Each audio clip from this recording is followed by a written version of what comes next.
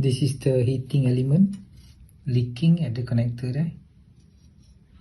Okay, and normally the joint here needs to be soldered back. If you nak pakai balik, kan solder balik. Alright, pakai copper soldering. And this is the thermostat. Okay, and the thermostat,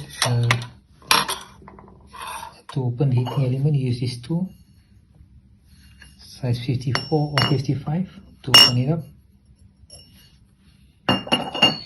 And the thermostat goes inside here, like that, like so. Okay, so just push in only, okay? And the connection goes inside that, like that. Okay, that's all.